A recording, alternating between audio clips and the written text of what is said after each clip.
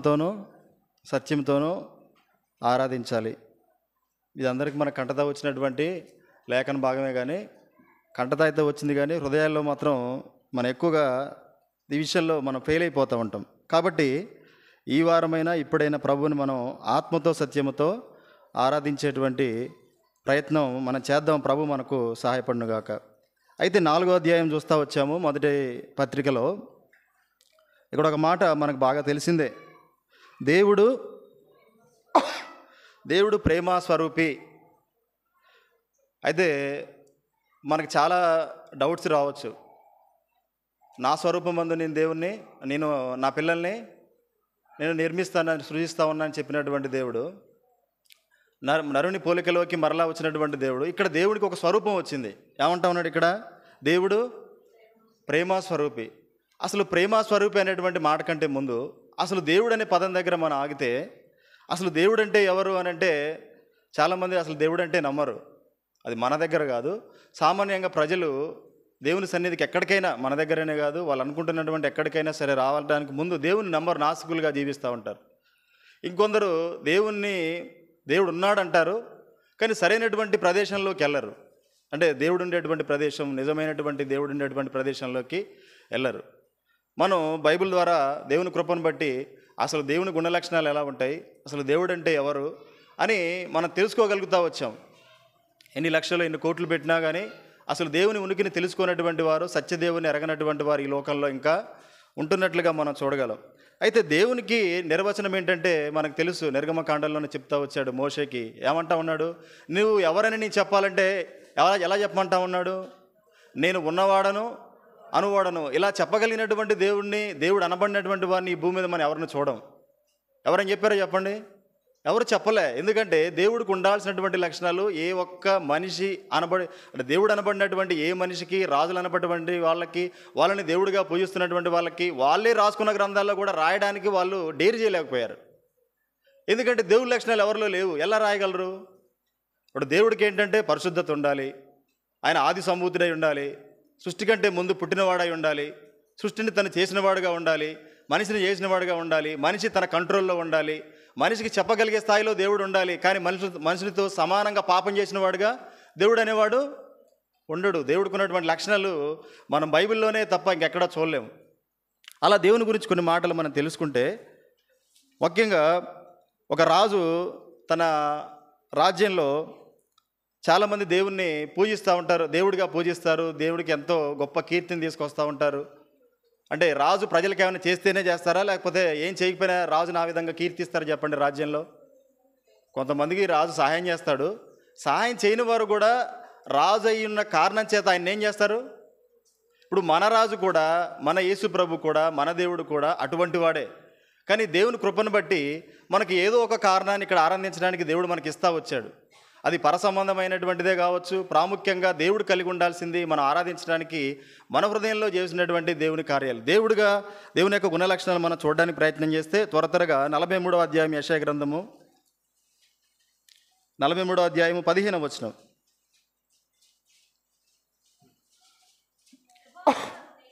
యెహోవా అనగు నేనే మీకు పరిశుద్ధ దేవుడను. ఇలా ఎవరైనా చెప్పారు చెప్పండి? మన అనుభవాలు ఎక్కడైనా, మన పూర్వ జీవితంలో మనం దేవునికి ఇష్టంగా లేని రోజుల్లో, దేవునికి దూరంగా జీవిస్తున్నటువంటి పరిస్థితుల్లో ఎవరు కూడా ఇంత మాటను మాట్లాడలే. యెహోవా అనగు నేనే మీకు పరిశుద్ధ దేవుడను కాదు, పరిశుద్ధమైనటువంటి దేవుడని ఎవ్వరు చెప్పలే ఇలాంటి మాట. ఈయన పరిశుద్ధమైనటువంటి దేవుడు కాబట్టి నేనే మీకు పరిశుద్ధమైనటువంటి దేవుడను, ఇశ్రాయేలు సృష్టికర్తనగు నేనే. ఇక్కడ అన్ని విషయాలు వస్తూ ఉన్నాయి. ఆయన ఎటువంటి దేవుడు, ఆయన గుణలక్షణం ఏంటో, ఆయన ఎవరిని సృజించాడో ఇవన్నీ కూడా మనం చూస్తూ ఉన్నాం. మనం ఎన్నో మార్లు మాట్లాడుకున్న మాటలే. మనల్ని సృజించినటువంటి వాడు, మనల్ని సృష్టించినటువంటి వాడు, సృష్టినంతటిని కూడా ఒక మాట చేత సృష్టించినటువంటి దేవుడు ఆయన ఎవరు కూడా సృష్టించలేదు. ఆయన ఎవరు కూడా సృష్టించి ఒక ఆలయంలో పెట్టి పూజించినటువంటి దేవుడు కాదు. ఆయనే తనంతటి తానుగా తన గురించి చెప్పుకుంటా ఉన్నాడు. అది దేవుడికి ఉండాల్సినటువంటి లక్షణం. ఆయన ఎవరో ఆయన చెప్పుకోవాలి. మనిషి ఎలా చెప్తాడు? కానీ మన దేవుడికి కలిగిన లక్షణం ఏంటంటే ఆయన దేవుడుగా ఆయనే చెప్పుకుంటున్నటువంటి పరిస్థితి. ఎలా? నేను ఉన్నవాడను అనువాడను, నేను పరిశుద్ధ దేవుడను, ఇశ్రాయేలు సృష్టికర్తనకు నేనే, మీకు రాజును. తర్వాత దీని తర్వాత అధ్యాయంలోనే మనం చూస్తాం 44:2. నిన్ను సృష్టించి గర్భంలో నిన్ను నిర్మించి నీకు సహాయం చేయువాడనైన యెహోవానగు. ఈ మాట ఆయన దేవుడిగా ఎలా ఉన్నాడు, ఆ దేవుడికి మనకు సంబంధం ఏంటనేటువంటిది మనకు తెలియడం కోసం ఈ మాట నేను చదివిస్తా ఉన్నాను. ఆ తర్వాత అధ్యాయంలో కూడా ఒక మాట ఉంటుంది. 45వ అధ్యాయం 18వ వచనం. ఆకాశములకు ఆయన భూమిని కలుగజేసి దానిని పరచెను స్థిరపరచెను, నిరాకారముగా ఉండినట్లు ఆయనను దాన్ని సృజింపలేదు. ఇక్కడ ఒక విషయం తెలుస్తూ ఉంది. మనల్ని సృజించిన వాడు ఆయనే, భూమిని సృజించిన వాడు ఆయనే, సృష్టి అంతటిని కూడా సృజించినటువంటి వాడు ఆయనే దేవుడు అనడానికి మనకు ఒక నిర్ధారణ దొరికింది. ఎందుకంటే దేవుడు అనేవాడు సమస్తాన్ని కూడా సృష్టించాలి, మనిషిని కూడా సృష్టించాలి. మనిషి చేత సృష్టించబడిన వాడు దేవుడు కాదు. కానీ ఈ దేవుడు ఇక్కడ మనం చూస్తున్నట్టుగా ఈ దేవుడు రోమిలికి రాసిన పత్రిక 1వ అధ్యాయము 20వ వచనం.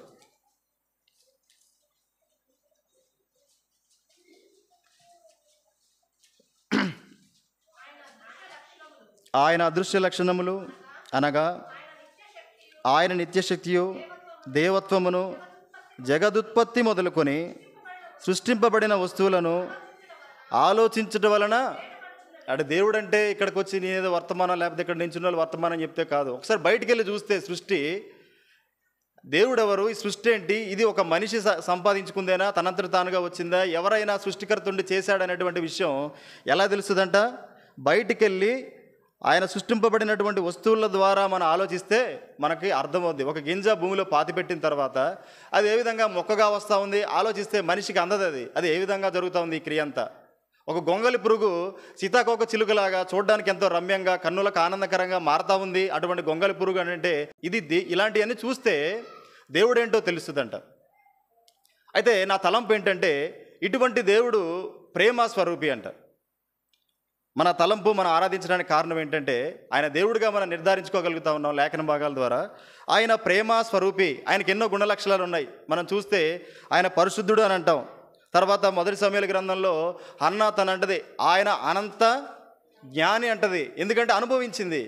అంటే తన జ్ఞానంతో తనకు అంత ఆలస్యంగా గర్భఫలాన్ని ఇచ్చి తన కొరకు ఒక సమూయేలుని ఏర్పరచుకోగలిగాడు దేవుడు అని అంటే ఏ కాలంలోకి సమూయేలు రావాలి, ఏ కాలంలో సౌలు రావాలి, సౌలు తర్వాత ఎవరిని అభిషేకించాలి, ఎప్పుడు హన్నాకి నేను గర్భం ఇవ్వాలి, ఈ జ్ఞానమంతా కలిగినటువంటి దేవుడు హన్నా అదంతా కూడా ఆలోచించుకొని ప్రభు మాట్లాడితే తెలుసుకోగలిగింది. ఆయన అనంత జ్ఞాని. అది ఆయనకున్నటువంటి గుణలక్షణాలు. 93వ కీర్తన 5వ వచనంలో యేసు ప్రభు వారే చెప్తా ఉంటాడు. 93వ కీర్తన 5వ వచనం, యెహోవా ఎన్నటెన్నటికీ పరిశుద్ధతయే నీ మందిరమునకు. అది ఆయన పరిశుద్ధత కలిగినటువంటి దేవుడు, ఆయన పరిశుద్ధ దేవుడు. ఇలా చెప్పగలిగినటువంటి దేవుడు ఎవరు కూడా లేరు. అయితే నాకు తలంపు ఏంటంటే మన హబక్కూ గ్రంథంకి వచ్చేద్దాం. 1వ అధ్యాయము 13వ వచనం. 1వ అధ్యాయము 13వ వచనం. ఆయన కనుదృష్టి ఎలాంటిదంట? ఇప్పుడు వచ్చిన బాధ అంతా ఏంటంటే ఆయన దేవుడు మనం నమ్మగలుగుతా ఉన్నాం లేఖనాల ద్వారా, అసలు ఇటువంటి సందేహం కూడా లేదు. కానీ ఇటువంటి దేవుడు ప్రేమ స్వరూపి. ఆయన ప్రేమ చూపించడానికి అసలు ఏమాత్రం సంబంధం లేనటువంటి పరిస్థితుల్లో ఆయన కనుదృష్టి ఎలా ఉందంట? నిష్కల్మషమైనటువంటిది. ఆయన దేన్ని కూడా అటువంటి దాన్ని చూడడానికే ఇష్టపడినటువంటి దేవుడు ఒక మనిషి మీద ప్రేమను చూపించాల్సినటువంటి పరిస్థితి వచ్చింది, చూపించాడు. ప్రభుని ఈ ఉదయకాల సమయంలో మనం ఆరాధించడానికి ప్రాముఖ్యమైనటువంటి కారణం ఆయన ప్రేమ స్వరూపి. ఆ ప్రేమ యొక్క స్వరూపమంతా కూడా మన మీద చూపించినటువంటి కారణం చేతనే ప్రభు మనల్ని ఆరాధిస్తూ ఉన్నాం. ఆయన ఏ విధంగా చూపిస్తూ వచ్చాడు అనంటే గలతీయులకు రాసిన పత్రిక అపోస్తలుడైన పౌలు 4వ అధ్యాయం 4వ వచనంలో ఒక మాట రాయబడుతుంది. గలతీయులకు రాసిన పత్రిక 4వ అధ్యాయము 4వ వచనం, అయితే కాలము పరిపూర్ణమైనప్పుడు దేవుడు తన కుమారుని పంపెను, ఆయన స్త్రీ యందు పుట్టి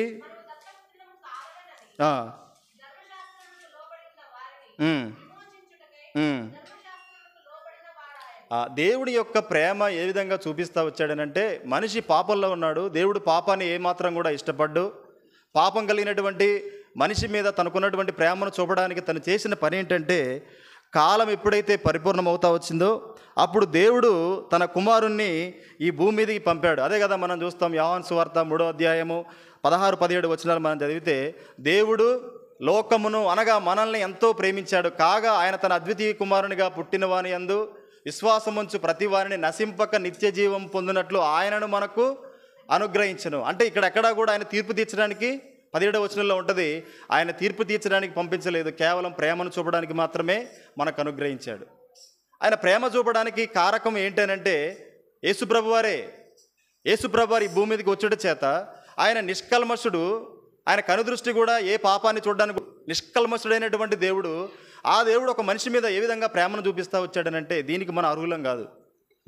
ఈ ప్రేమంతా జరగడానికి కారణంగా మనం కొన్ని మాటలు చూసుకుంటే, మొదటి యోహాను పత్రికలోనే అదే 4వ అధ్యాయంలో ఒక మాట ఉంటుంది. 4వ అధ్యాయం 10వ వచనంలో, తానే మనలను ప్రేమించి మన పాపములకు ప్రాయశ్చిత్తమైనటకు అందులో ప్రేమ ఉన్నది. ఎందులో ప్రేమ ఉన్నది అంటే తన కుమారుడి ద్వారా తన ప్రేమను చూపిస్తూ వచ్చాడు. చాలామంది అనుకుంటాం తల్లి ప్రేమ గొప్పది, భార్య ప్రేమ గొప్పది, నాన్న ప్రేమ గొప్పది, నా సహోదరుడి ప్రేమ గొప్పది, నా ఫ్రెండ్ నన్ను ఇంకెక్కువగా ప్రేమిస్తాడు అనుకుంటాం. అసలు ప్రేమకు నిర్వచనమే దేవుడు. ఎందుకనంటే ఆయన పంపింది ఎవరినంటే తన అద్వితీయ కుమారుణ్ణి భూమి మీదకి పంపాడు. సరే, పంపిన ప్రదేశం మంచిదా, పంపిన విధానం మంచిదానంటే నీ కొరకు నా కొరకు ఆయన పశువుల పాకలో జన్మించాల్సి వచ్చింది. కటిక దరిద్రమైనటువంటి పరిస్థితి. ఏదైనా సింహాసనం మీదకి ఒక రాజు కుటుంబంలో పంపించాడనంటే దేవుడు అక్కడ కూడా పంపించలే. ఇదే మొదటి 9వ వచనంలో చూస్తే, మన యందుంచిన ప్రేమ ఎలా ప్రత్యక్షపరచబడింది, మళ్ళా చదువుతుంది దాన్ని, మనము ఆయన ద్వారా జీవించినట్లు దేవుడు తన అద్వితీయ కుమారుని లోకంలోనికి పంపెను, దీని వలన దేవుడు మన యందుంచిన ప్రేమ అంతవరకు ప్రత్యక్షపరచబడలా. ఎలా ప్రత్యక్షపడ్డదనంటే యేసుప్రభు వారు భూమి మీదకి రావడమే ఆ నిలువుగా యేసుప్రభు వారు అంతగా ఆ ప్రేమంతా కూడా ప్రత్యక్షమవుతూ వచ్చింది. ఆ ప్రేమను చూపే క్రమంలో ఎన్నో జరుగుతూ వచ్చాయి. మనం మొత్తానికి ఒక మాట చూసుకుంటూ వెళ్తాం. ఒక 4 తలంపుల్లో యేసుప్రభు వారు మన కొరకు ఏం చేశారనేటువంటి విషయాన్ని మొదటిగా ఒక విషయాన్ని మనం చూసుకుంటూ వద్దాం. రోమిలికి రాసిన పత్రిక 4వ అధ్యాయము 25వ వచనం. రోమిలికి రాసిన పత్రిక 4వ అధ్యాయము 25వ వచనం.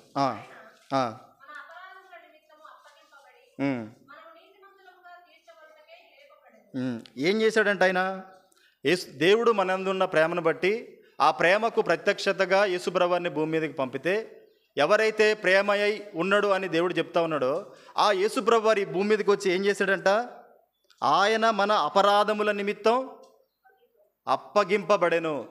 ఇదే మాట మన 4-5 తలంపుల్లో ఉంటుంది. ఆయన అప్పగింపబడ్డాడు. ఆయన ఒక మాట చెప్తాడు, నా ప్రాణం ఎవరు నా అంతటా నేనుగానే నా ప్రాణాన్ని ఏమీ నా పైన అధికారం చెలాయించి ఏమీ చేయలేరు అంటాడు. అంటే ఇక్కడ ఒక విషయం మనకు అర్థమవుతా ఉంది. అంటే తనంతట తానుగా మనల్ని ప్రేమించి అప్పగించుకున్నటువంటి కారణాన్ని మనం చూస్తాం. చూడండి, దేవుని యొక్క ప్రేమ నీ పట్ల నా పట్ల ఎంతగా చూపిస్తూ వచ్చాడు. ఒక వారం దేవుని ఆరాధించడానికి ఏదేదో సాంప్రదాయబద్ధంగా దేవుని యొక్క సన్నిధికి వచ్చి ఆరాధించడానికి కాదు. యేసు ప్రభు ద్వారా తన ప్రేమనంతటిని ప్రత్యక్షపరిచిన దేవుడు నీ నుంచి నా నుంచి కోరుకునేది ఏంటంటే ఆత్మతో సత్యముతో ఆరాధించమంటా ఉన్నాడు దేవుడు. ఎందుకు ఆరాధించాలో కారణాలు చెప్తా ఉన్నాడు. నా ప్రేమంతటిని కూడా మీ మీద చూపిస్తా వచ్చా. నా అద్వితీయ కుమారుడైనటువంటి యేసు ప్రభునే ఈ భూమి మీదకి పంపించా. ఆయన ద్వారా నా ప్రేమంతటిని కూడా పరుస్తా వచ్చా మీ ముందు. ఆయన ఏం చేశాడనంటే తనను తానుగా అప్పగించుకుంటా వచ్చాడు. ఎందుకు అప్పగించుకోవాల్సి వచ్చింది అనంటే మనిషి అపరాధంలో ఉన్నాడు. అది ఆనాడు ఆదామవ్వ నుంచే ప్రారంభమైంది. అపరాధం అనేది, గీత దాటడం అనేది, దేవుడు చెప్పిన మాట కాకుండా తన సొంత చిత్తాన్ని బట్టి ఆజ్ఞను మేరడం, ఆజ్ఞాతిక్రమమే పాపం అనేటువంటిది ఏ విధంగా అయితే ధర్మశాస్త్రంలో రాయబడతా వచ్చిందో, అంతకంటే ముందుగా ధర్మశాస్త్రం రాయబడక ముందే దేవుడు వారికి ఒక మాటని చెప్తా వచ్చాడు. చాలా స్పష్టంగా చెప్పాడు. ఇంకా దేని గురించి అంత కండిషన్స్ చెప్పలే, కానీ ఏది చెప్పాడో దాన్ని మీరతా వచ్చాడు మనిషి. ఈనాడు మన జీవితాల్లో కూడా మన పుట్టుకలోనే పాపం ఉంది, కానీ మనం ఎదిగిన తర్వాత స్వతహాగా మనంతట మనంగా పాపం చేసిన కారణం చేత, అపరాధాల చేత, పాపముల చేత చచ్చినటువంటి స్థితిలో ఉన్న మనిషిని పైకి లేవనెత్తాలనంటే ఒక మనిషి తనను తానుగా అప్పగించుకోవాలి. ఎవరు అప్పగించుకోగలరు?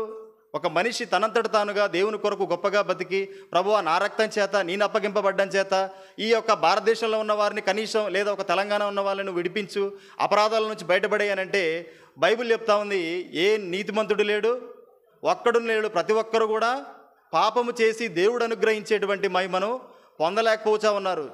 స్పష్టంగా పాత నిబంధనలు రాస్తుంది. దానియేలు లేడు, ఏబు లేడు, ఎవరు కూడా లేరు. ఏ నీతిమంతుడు కూడా తనను తాను కాపాడుకోవడానికే కష్టం. ఇంకొక మన అపరాధం అంతటినీ కూడా తన పైన వేసుకుంటూ మనల్ని కాపాడుతూ వచ్చాడు. లేవికాండంలో స్పష్టంగా చెప్తా ఉంది. 5వ అధ్యాయం 19వ వచనంలో, లేవికాండము 5వ అధ్యాయం 19వ వచనం.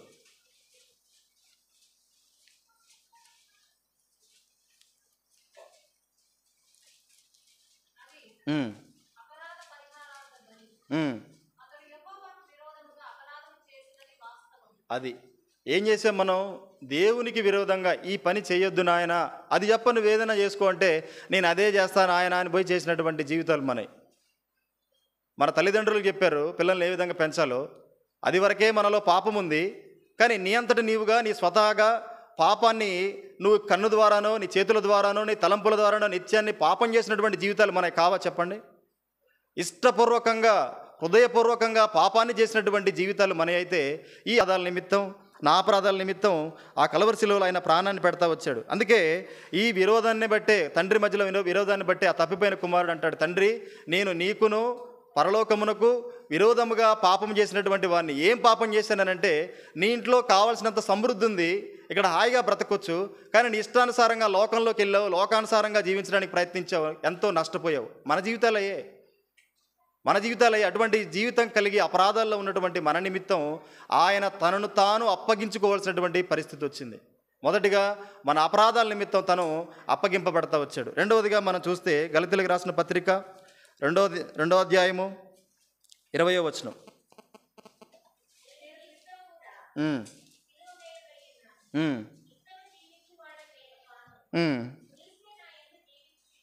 ఎవరు జీవించుతా ఉన్నారంట? క్రీస్తే నాయందు జీవించుచున్నాడు, నేనిప్పుడు శరీరమందు జీవించుచున్న జీవితం నన్ను ప్రేమించి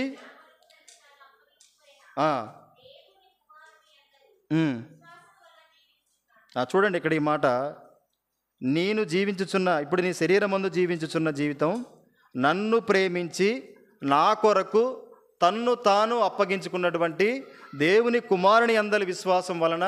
ఇప్పుడు మనందరం జీవించే జీవితం నీ శరీరంతో నేను జీవించే జీవితం కాదు. మనం ఇక్కడ నుంచి వెళ్ళిపోయిన తర్వాత ఎలాగో అదే చేస్తా ఉన్నాం 6 రోజులు. ఒక యూదా మతంలో నేను జీవించా, నా ఇష్టానుసారంగా జీవించా, క్రీస్తుని ప్రకటించే వారందరినీ కూడా నేను ఎంతగానో హింసలు పెడతా వచ్చా. కానీ తెలియక చేసి తిని, కనికరింపబడి తిని, కానీ ఇప్పుడు నేను ఏ విధంగా జీవిస్తూ ఉన్నానంటే నా శరీరంలో క్రీస్తే జీవిస్తూ ఉన్నాడు. అంటే ఏంటనంటే నీ శరీరం చనిపోయింది, నీలో జీవించేది యేసు ప్రభువారై ఉండాలి. ఇక్కడికి ఆరాధనకు వచ్చిన మనందరం కూడా మనం జీవించే వారంగా ఉన్నామనంటే క్రీస్తు ప్రేమ చేత మనం జీవిస్తూ ఉన్నాం. ఆయన మన పాపాలన్నిటి కొరకు ఆ శరీరం పైకి తన పాపమంతటినీ తీసుకోవడం కారణం చేత 2 కొరింథీ 5వ అధ్యాయం 17వ వచనంలో 20వ వచనంలో మనం చూస్తే పాపం ఎరుగున ఆయన పైన ఆ దేవుడు పాపాన్ని నెట్టివేయడం చేత ఈ మనుషులందరూ కూడా పాపం చేశారు. ఈ పాపాన్ని బట్టి మనుషులకు రావాల్సింది మరణం.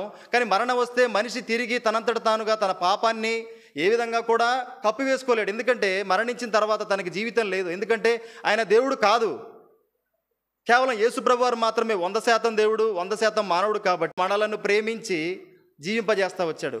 మరలా మనం ఆ మాట చూస్తే ఎఫెసీయులకు రాసిన పత్రిక 2వ అధ్యాయంలో అపరాధముల చేత పాపముల చేత చచ్చిన వారమై ఉండగా, ప్రకటన గ్రంథంలో మనం చూస్తే 3వ అధ్యాయం 1వ వచనంలో మీరు ఏమంటాడు అక్కడ? 3వ అధ్యాయము, ఏమనగా జీవించుచున్నావన్న పేరు మాత్రం ఉన్నది, కానీ ఇది ఒక సంఘాన్ని గురించి రాశాడు. కానీ రక్షించబడ్డ తర్వాత ప్రభు యొక్క జీవం నీలో లేకపోతే జీవించుచున్నావన్న పేరుంది, కానీ నువ్వెవరు? నేనెవరు? మృతులమే. ఎలా మృతులమనంటే ఇక్కడ వారం కావాల్సినటువంటి వాక్యం విని బయటికి వెళ్ళిన తర్వాత నీ సొంత చిత్తాన్ని నువ్వు చేస్తా ఉన్నావే, అప్పుడే నువ్వు చనిపోయావు. నీలో ఉన్న క్రీస్తు నీలో లేడు, బయటకు వచ్చేసాడు. అటువంటి నిన్ను మరలా తిరిగి సమకూర్చి ప్రభువును ఆరాధించడం కొరకు తీసుకొచ్చాడే, మరలా నీలో జీవాన్ని ఇచ్చాడే. నీలో ఉన్న ఈ జీవం ప్రభు కొరకు ఏదైనా ఆరాధించాలి, ప్రభు కొరకు ఏమైనా చేయాలి అనేటువంటి సంకల్పం కలిగి ఉన్నావే. ఆ సంకల్పం ఏంటంటే ఆ పౌలు గారు చెప్పినట్లుగా ఇప్పుడు నాలో ఉన్నది నేను కాదు, నాలో జీవించేటువంటి యేసుక్రీస్తు వారి యొక్క జీవమే.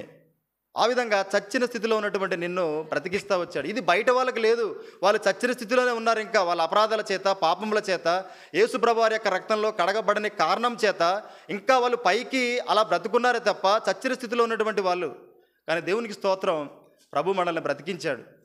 అటువంటి చనిపోయినటువంటి స్థితి నుంచి మనల్ని ఇక్కడ తీసుకొని వచ్చాడు. ఎంతమంది జనం ఉంటారు చెప్పండి ఖమ్మంలో, లేదా ఖమ్మం జిల్లాలో, ఉమ్మడి ఖమ్మం జిల్లాలో ఎంతమంది ఉంటారు చెప్పండి? ఇక్కడున్న జనమే ఉంటారా? లేదా చాలా సంఘాల్లో చూస్తే కొంతవరకు కూడుకుంటారు, అంత మాత్రమే ఉంటారా?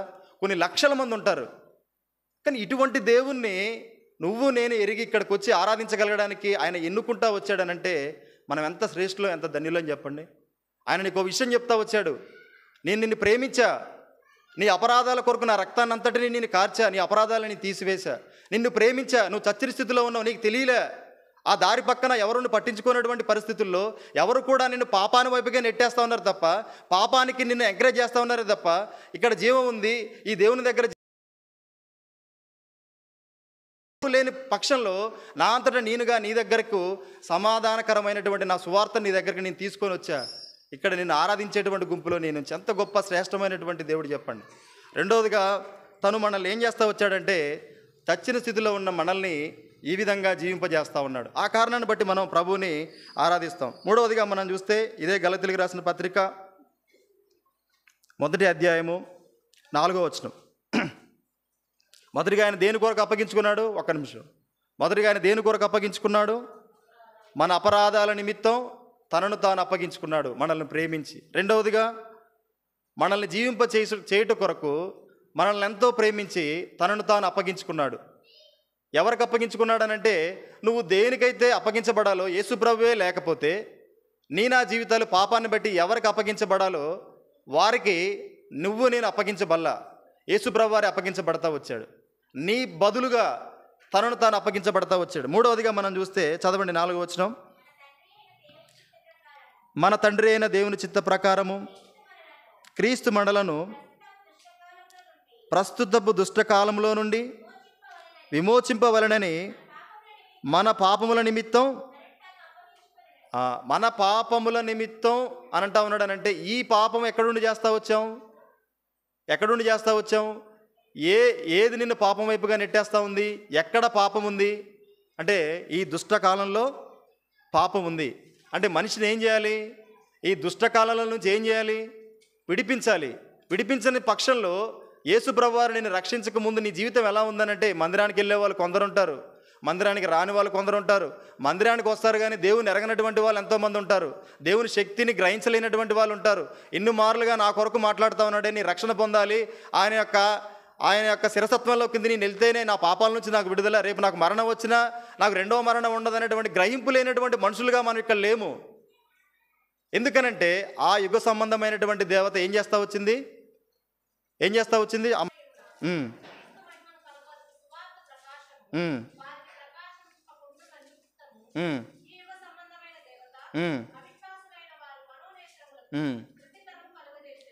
చూడండి, ఈ దుష్టలోకంలో నువ్వు నేను కలిగిన కారణం చేత ఈ దుష్టలోకానికి అధిపతి ఎవరు చెప్పండి? యేసుప్రభునే తీసుకుపోయి ఇదంతా నీకు ఇస్తా అంటాడు కదా. అంటే దీనికి అధిపతి ఎవరు? సాతానే అధిపతి. ఆ అధిపతి చేతిలో ఉన్నటువంటి ఈ దుష్టకాలంలో నుంచి నిన్ను నన్ను విడిపించాలనంటే నువ్వు నేను ఎలా ఉన్నావు? మబ్బు కళ్ళతో ఉన్నావు. మనకు సాతాని క్రియలు తప్ప దేవుని క్రియలు అర్థం కావట్లే. ఎన్ని మార్లు కూడా మన దగ్గర సువార్త వచ్చి ఉంటుందో. నా దగ్గరికి నేను పుట్టుకతోనే క్రైస్తవుని, నేను పుట్టుకతోనే దేవుని పనులు చేసినటువంటి వాడిని, ఎన్నో మార్లు దేవుని పనిలో బలంగా వాడబడినటువంటి వాడినే, కానీ నాలో రక్షణ కార్యం లేదు. అంటే నా కళ్ళు ఎలా ఉన్నాయి? మబ్బు కళ్ళు. ఇట్లా చాలామంది జీవించినటువంటి వాళ్ళే. క్రైస్తవంలో ఉన్నావు, మందిరానికి వస్తా ఉన్నావు, సరిపోద్ది అనుకుంటే నీకును బయటోడికి తేడా ఏముంది? నువ్వు యేసుప్రభు అనుకుంటా ఉన్నావు, బయటోడు ఇంకొక ఏదో పేరు పెట్టుకొని, మనిషి పేరు పెట్టుకొని వాళ్ళని పూజిస్తూ ఉన్నారు. కానీ దేవుడు అట్లా ఉంచలా. ఏం చేశాడనంటే ఆ యొక్క మబ్బును తొలగించాడు. ఆ దుష్టకాలంలో నుంచి, ఆ దుష్టకాలం ఎవరి చేతుల్లో ఉందో వారి చేతుల్లో నుంచి నేను విడిపించాడు.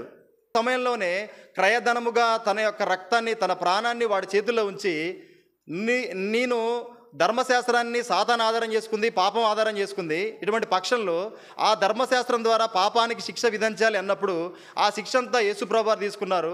ఆ ప్రాణమంతా యేసుప్రభు వారు పెట్టారు. ఆ దుష్టకాలంలో నుంచి, ఆ దుష్టకాలానికి అధిపతి అయినటువంటి సాతాను నుంచి యేసుప్రభు వారు మనల్ని విడిపించాడు. విమోచించాడు. ఆ దుష్టకాలంలో నుంచి విమోచించి ఈరోజు నువ్వు బయటికి వెళ్ళినా సరే దేవుని వాక్యం, దేవుడు నీలో ఉంచినటువంటి పరిశుద్ధాత్ముడు నిత్యం నీ యొక్క మనస్సాక్షి ద్వారా గద్దిస్తాడు. ఏ విధంగా చేస్తావు ఆ పాపం?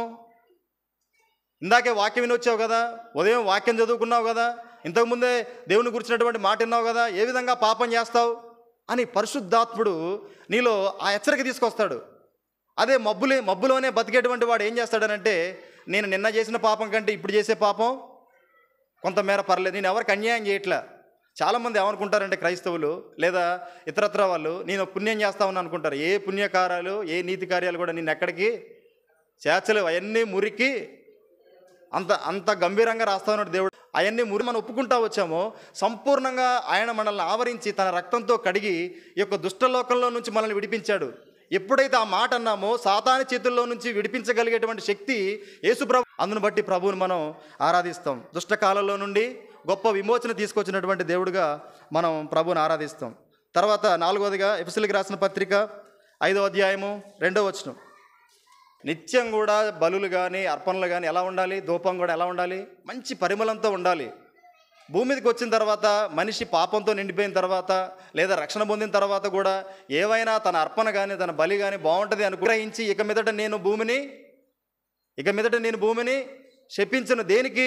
అది నచ్చింది ప్రభువుకి. అంటే తన హృదయపూర్వకంగా చేసినటువంటి ఆ బలియాగము అర్పణ ప్రభువుకి నచ్చి ఆ దేవుడికి ఉండాలంటే మనం సరిపోవట్లే, దానికి మన జీవితాలు సరిపోవట్లే. అటువంటి పక్షంలో దేవుడు ఏం చేస్తా వచ్చాడనంటే, రండి మనం చూస్తాం. యెషయా గ్రంథము 3వ అధ్యాయము 24వ వచనం.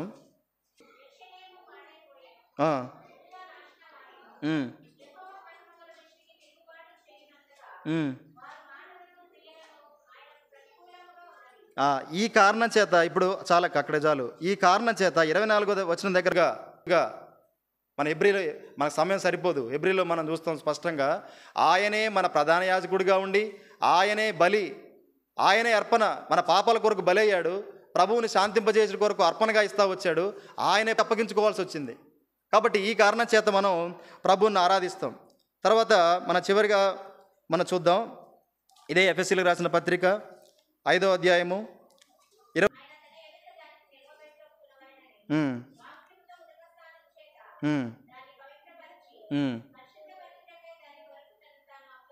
ఇక్కడ కూడా అప్పగించుకున్నాడు. దేని కొరకు అప్పగించుకున్నాడు ప్రభు? ఒకటి చూడండి, ఇక్కడ పడతా వచ్చిందో అలాగనే సంఘాన్ని ఆ విధంగా ఉంచితే చూడండి, వారంలో 7 రోజుల్లో చాలా వరకు మన నియామకుడికెళ్తోనో లేకపోతే దేనితోనో నిండిపోతా ఉంటే దాని కొరకు కూడా యేసు ప్రభు వారు అప్పగించుకున్నానని చెప్తా ఉన్నాడు. ఆ వాక్యం మనల్ని ఏం చేస్తూ ఉందంటే, అది ఎబ్రీలు రాసిన పత్రికలో చెప్తాడు, అది ఎలా ఉంటుంది? మూలుగులలోకి నీలో నీ అంతరంగాన్ని కూడా శుద్ధి చేయగలిగినటువంటి శక్తి కలిగిన వాక్యము చేత నిన్నెంతగానో ప్రభు హెచ్చరిస్తూ ఉన్నాడు, బాగు చేస్తూ ఉన్నాడు, నీ తప్పును నీకు ఎత్తి చూపుతా ఉన్నాడు. అదే ఒక మనిషి వచ్చాడు అనుకోండి, నీలో ఈ తప్పు ఉందంటే చాలా కోపం వస్తుంది మనకి, పైగా వాళ్ళకి మనకు వైరమే. కానీ అది ఒక వాక్యం వచ్చిందనుకోండి, ఆ వాక్యం ఏం చేస్తుందంటే, కీర్తనలో మనం చూస్తాం అనే మాట మనం చూస్తాం. కాబట్టి దేవుడు ఈ సంఘాన్ని తనతో నిలవబెట్టడు కొరకు, పరిశుద్ధంగా నిర్దోషంగా తర్వాత మహిమగల సంఘంగా నిలబెట్టుకున్నట్టు కొరకు, ప్రభు ముందు మనం ఆ విధంగా నిలబెట్టుకున్నట్టు కొరకు యేసు ప్రభువారు మన కొరకు తనను తాను అప్పగించుకుంటా వచ్చాడు. ఉదక స్నానం చేయించుట కొరకు కారణమైనటువంటి వాక్యం కొరకు ప్రభువు తనకు తానుగా అప్పగించబడతా వచ్చాడు. అదే మాట మనం చూస్తాం. రండి, పరమగీతాలు 4వ అధ్యాయం 7వ వచనం. పరమగీతం 4వ అధ్యాయము 7వ వచనం.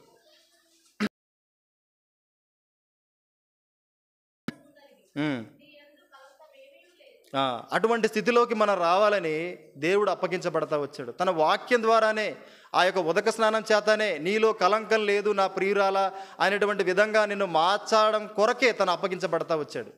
కాబట్టి ఈ మాటలన్నీ మనం జ్ఞాపకం చేసుకొని చివరిగా తీతు పత్రిక ఒక మాట మనం చూసుకొని ముగించుకుందాం. 2వ అధ్యాయము 14వ వచనం.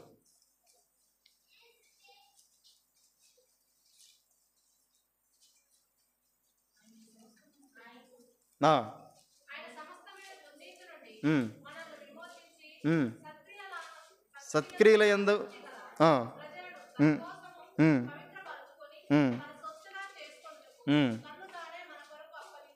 తన సొత్తుగా చూడండి, ఇది దేవుని ప్రేమ.